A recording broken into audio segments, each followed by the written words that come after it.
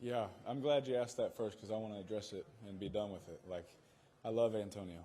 He knows that. We spent time with each other, family, all of the above, right? I can go on and on, right? He's not here. He plays for somebody else.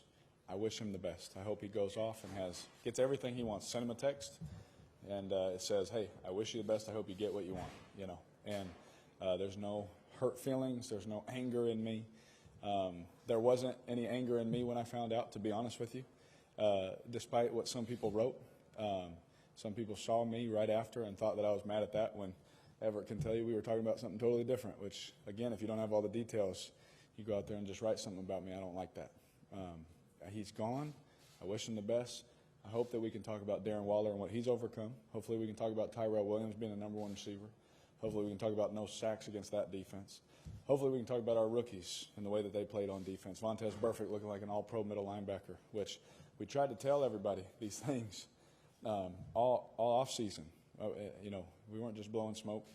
And sorry to take your question and run with it, but we had a good football team even when he wasn't there. We knew if we added him, my goodness, that could be crazy because he's so good as a football player. But he's not here. And when it happened, it was like, okay. Honestly, it wasn't the same feeling when Khalil got traded. I'll just put it at that. It was not the same feeling. It was like, okay, at least the questions are done, right? At least we have answers, right? And it stung as a friend having to see him go somewhere else. But again, I wish Antonio the best. And even if, whatever feelings, I don't even think he has hard feelings towards anybody. He just wanted a different place, right? And so I wish him the best. I hope he gets everything he wants. Wish his family and his children the best. Love the guy, had fun. Practices were really fun. We had a whole bunch of touchdowns in practice. Get to tell my kids that someday that I threw to him and all those kind of things. But we're moving on, and we have a good football team, and I'm really, really, really happy to be a part of this team because it's really, really close, and we're like a family. What kind of impact did his absence have for everybody else?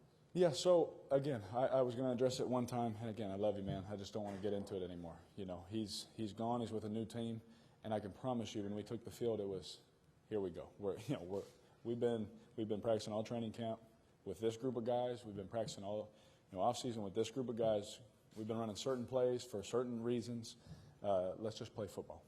How big against this team was the constant string of 3rd and 1, 3rd and 2, 3rd and 3 against Miller and Chubb and be able to slow that down? Yeah, it's really tough, right? There's been going into my 6th year, I'm on the other side of the half a decade now, right? It's pretty funny. It's a lot of football. I've played against Vaughn, and before it was Chubb, it was DeMarcus Ware, which was, again, not too fun. But when you get in those situations against that defense, against that front, against that coordinator, head coach, Coach Fangio, 3rd and shorts are going to be just gritty, tough, hard-nosed. I like to call them Pat Hill football downs. And some of you will enjoy that one who remember Pat. But when you get in those situations, you look at a guy like Trent Brown and Denzel Good and how much mass of men that is downhill, and you're like, we got a good running back, we got a good fullback. I think we should run behind those guys. And then we come back and we can do it the other way, too, behind Colton, who's beefed up, and Devi. And Rodney just does his thing in the middle. So being able to pick those things up were the difference in the game, to be honest with you. Because we don't now we're punting, right? And a lot of big plays came after picking up 3rd and shorts, even the 3rd and short where we threw it. Yeah. Great protection, but that's another one where we don't pick those up. It's a different ballgame. How key was Josh, Derek, in terms of keeping Bradley and Vaughn honest? Yeah, huge. And he did a great job all night with his. I told him, I said, don't ever worry about how many yards you run for. Worry about the style of running you do. That's one thing I learned from Marshawn Lynch. Never cared about how many yards he had. Never cared about how many touches or touchdowns. But when he touched the ball, he's going to make sure everyone else felt him. And that's how he controlled the game. And I told Josh that, and I'm not taking credit for that. He already does that, but I just encouraged him, okay? He did a great job of just running physical and putting his pads down, making people hit him, where they don't want to hit him. He would lower his center of gravity and make them hit all of him instead of getting some cheap shots on him, and did a great job. Again, let's not forget this, that in the 4-minute drill, him not fumbling, right? Von Miller is the best at stripping running backs from behind. And he got picked up and slammed on his head one time, but he held on to the ball, and he gave the ball to the official. And so I think those are key winning moments. You know what I mean? Those are key things from a rookie running back that you're like, man, I'm really, really glad that we got that guy. John Warner talked all season about how they do Tyrell number one receiver even before Bless you. what he did today sort of showed that he has that. Absolutely, against good corners. Against Yidam, who's a good, talented young corner, against Chris Harris, who obviously you guys know I think the world of. Every game, every ball you throw against him is a tight window. And he did it against really good competition. And I told you guys from day one when we got Trent Brown, that was Christmas.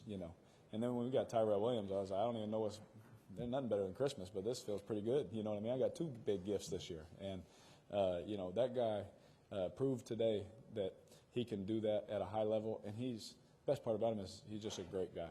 He's a great guy, fun to work with. He came out to Bakersfield. A lot of y'all been there. Say, why would he come? That's just the kind of guy he is, right?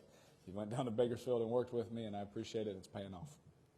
Last home opener here in Oakland, what do you think about the atmosphere from the crowd? I'm gonna be completely honest with you. Make some of y'all laugh a little bit, but when I don't think people really know how much I love this place. When I woke up this morning, came into the stadium, and I saw that gold patch, that gold C on the Raider jersey, saw my name on it, already knew this is the last time we'll play the Broncos in the state Monday night. Like, I had a tear in my eye for the first time, okay, during football, right? A lot of people like to say I cried last year. We won't talk about that, right? But I really did. This means so much to me. Kenny Stabler, Tim Brown, Charles Woodson. The list goes on and on. Freddie B. I mean, you talk about everybody. And to think that we get to be a part of the team that's the last team that gets to play here, like, that's pretty special. Derek, it's a good secondary, right? Last Yeah. year, 80% against them, and tonight, totally no receiving core, you're like 85%. What is it about your success against them? I just give all the coaches credit for pushing me and teaching me the system at an expedited rate, so that I could play fast and be efficient. I got a lot of funny things I could say, but I won't do that.